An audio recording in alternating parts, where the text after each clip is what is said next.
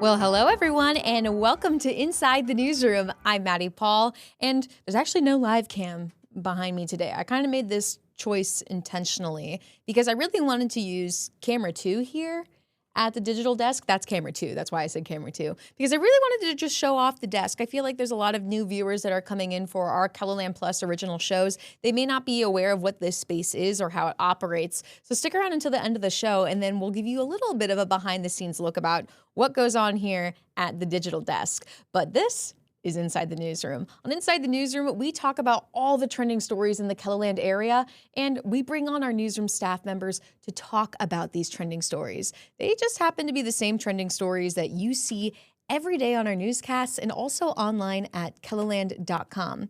And today is a very important and special day too, because we're talking about these trending stories that are going around in the area, but today is a very special holiday too. It is Martin Luther King Jr. Day today. And with that comes some events and activities across the area. You know, multiple businesses and school will be closed for the holiday today, but there's some events as well. The NAACP held a pancake feed and a speaker event today from 9 to noon. SDSU in Brookings had a rally and a parade on Monday, and Augustana University is doing a week of events on campus. Now, there's no classes for the Sioux Falls School District, and city offices will also be closed. And if you want more details on all the events and the list of closures for MLK Day, you can visit this KELOLAND.com original story by Gracie Terrell on our website right now. Speaking of that pancake feed, though, I believe our reporter Summer Roddershot will have a story about that tonight on KELOLAND News. So you're going to want to stay tuned to see a little bit of that action tonight on our newscast. And also, why not bring her here for Inside the Newsroom? Coming up next on this show, we're going to learn about how sleep in heavenly peace now has a permanent home. This is a story from Summer, so we're going to see her right here at the digital desk when we come back after the break.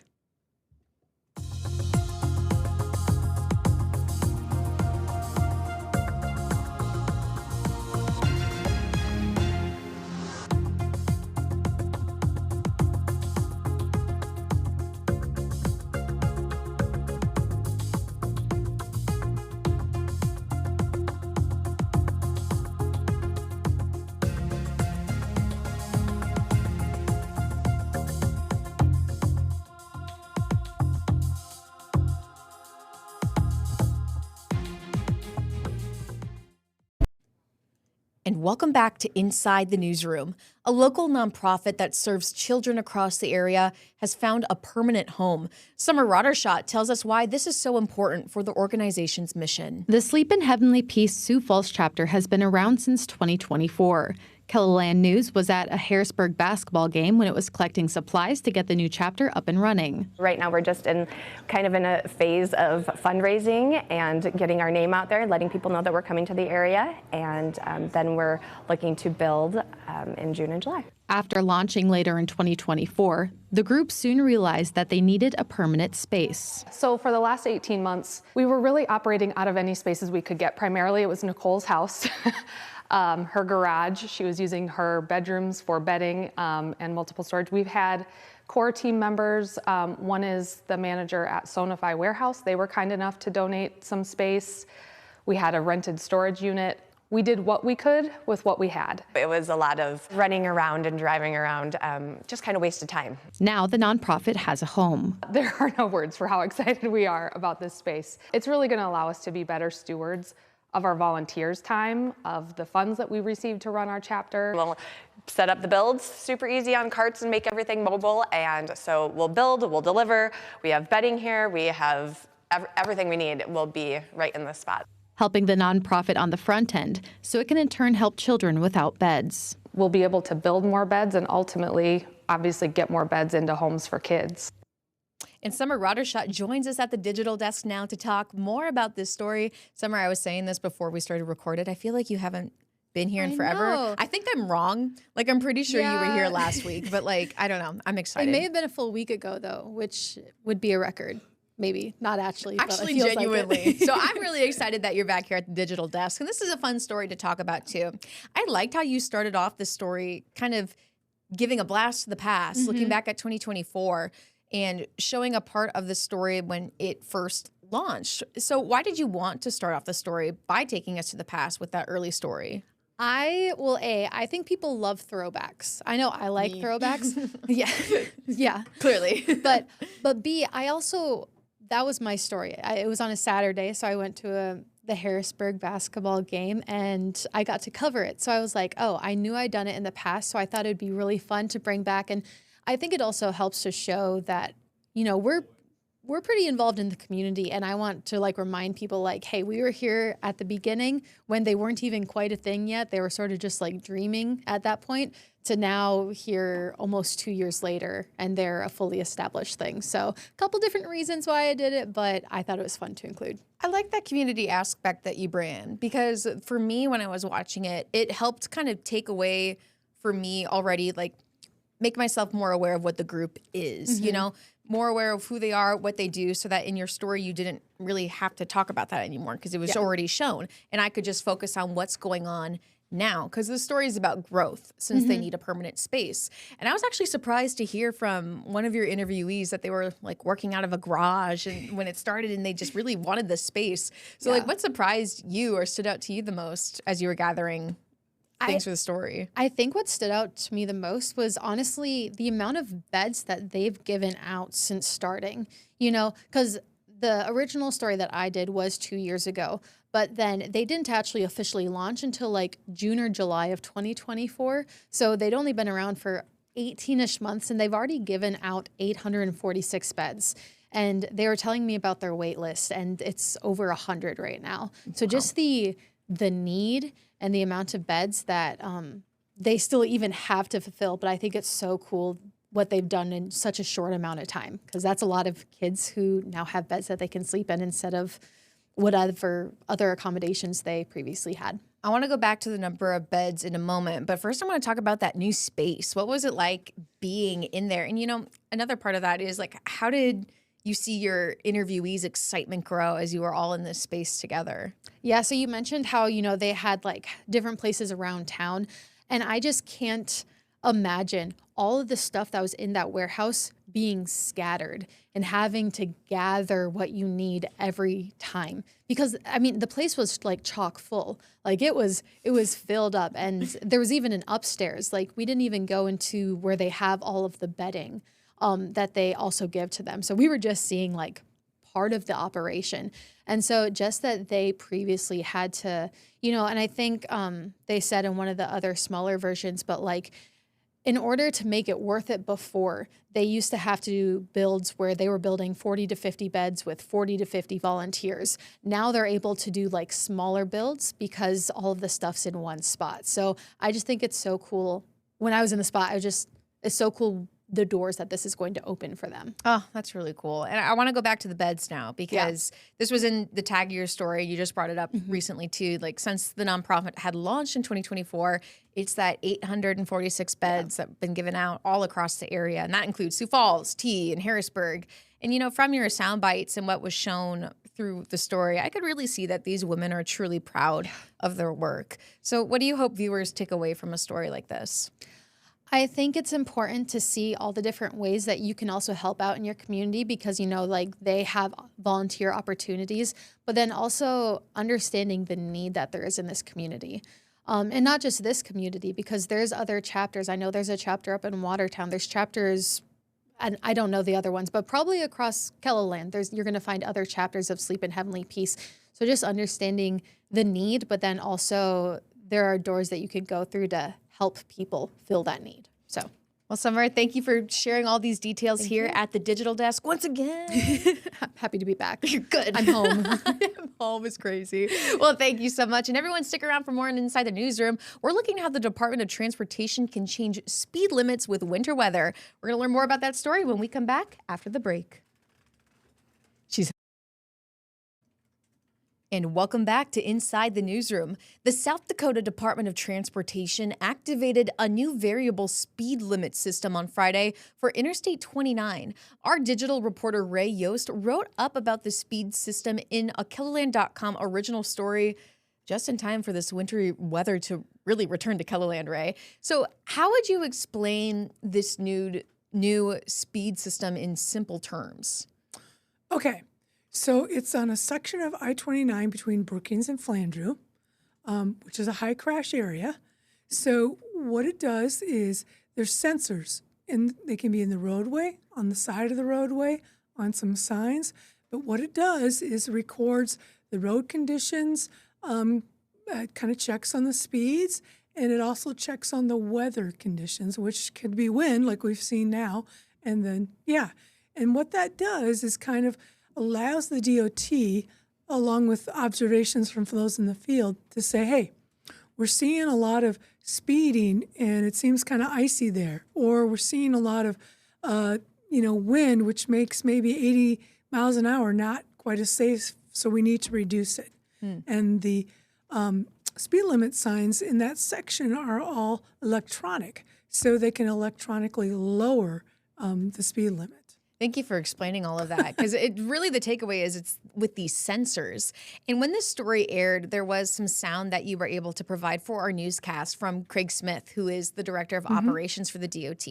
And I'm going to read a part of his quote that was used for the newscast. It said, "It isn't just about slowing traffic down. It's really getting traffic to drive a very similar speed limit." And I think that's exactly what you were just kind of explaining right now. But with that quote that you were able to use for the newscast, why pick that quote over anything else that he said during your interview with him? I think, he said a number of explanatory things, but what says a whole lot in, a limited amount of time? And I felt that there's amongst the interesting stuff, that was an interesting piece because, people think, oh, we got to get everybody to slow down. Yes, you do, but you want to improve safety, and slowing down is part of that. But if you picture some person who's more comfortable going 65 on the roadway and another person who's going 75, and then somebody else still going 80, those variables with the weather conditions and the road conditions can make it even more unsafe. So when you bring everybody down to kind of going 65, for example, everyone is traveling kind of much more, these are my words, more orderly. There's not that, drastic switches where maybe somebody's, blazing by you at 80 or 85, where somebody is maybe feels like someone's holding up the show at 65 because they feel safer. So it really kind of is a succinct way of explaining how when everybody's driving the same pace, it reduces the chances of conflict. Yeah, that really helped me take away a portion of this story. Yeah. And, when I was reading your story, you start off by explaining that sensor system, and then you go into these sections about success that it's listed right here. And then there's also one that says where next. When you created these section headlines, were they based off of questions that you had for Craig? A lot of it is based on the questions I had, because you want to know how they know if it's working. What's the success of this? And if it's successful or not, what's next? Certainly if it's successful, they will likely look at other areas to place this variable speed limit system. So yeah, they were based a lot on the questions I had and the answers he was able to give me. I love it. So what should be, in your opinion, a key takeaway from this story? What's something that you hope our viewers really understand? Well, I hope they understood the story, period, because I was trying to explain the system and do justice to how Craig described it in his input.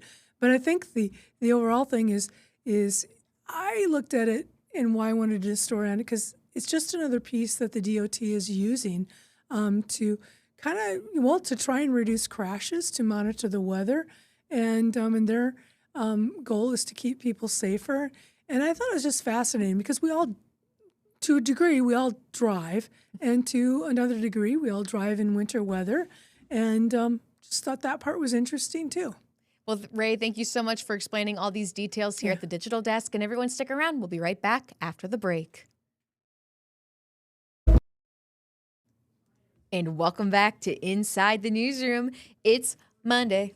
It's Monday. Oh, a Monday dance. Usually there's a Friday dance. I'm just happy to be here. I drove so much over the weekend from South Dakota to Minnesota, back South Dakota. And it wasn't pleasant, was it?